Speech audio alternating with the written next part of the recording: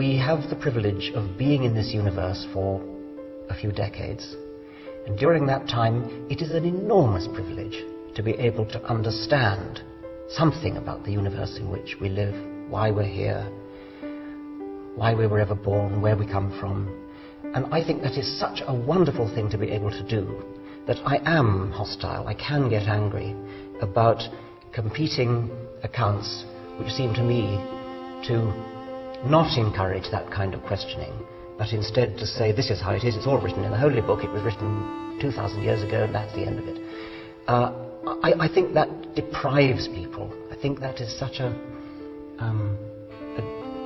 belittling, a demeaning view of the universe, and I think it's tragic that children are brought up with that when they could be brought up in a more open-minded way. So that's one reason for the anger. The other reason it is that I do think that faith, unsupported by evidence, is a lethal weapon. Well, it doesn't have to be, of course it doesn't have to be, but it can be. It's a weapon because possibly unscrupulous people can get hold of often young men and use them as weapons, use them as human bombs. The only reason they can be deployed as human bombs is that they have been brought up from childhood onwards to believe implicitly, without question, that whatever the particular religion is, the details don't matter.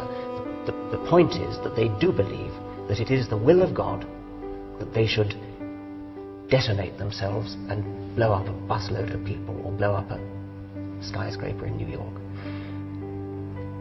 I don't think that any kind of reasoned argument would do that to people. And so I believe that religion, religious faith, is an enormously powerful psychological weapon. It isn't always used for the bad, of course, but the fact that it can be used for the bad makes me want to cut it off at the roots, and at very least to stop the inculcation into children of the idea that there is something virtuous in faith. I'm very concerned with the way children coming into the world innocent and knowing nothing are taken over by the religion of whatever culture they happen to be born into. It doesn't happen to everybody, but it's very common. And so you see children being labelled. This is a Catholic child, this is a Protestant child. I would much rather say this is a child. Perhaps you could say this is a child of Catholic parents, or this is a child of Protestant parents. But to tie a label around a tiny child, this is a Catholic child, when the child is clearly too young to know what it thinks about the transubstantiation, or whatever it is that differentiates Catholics from Protestants.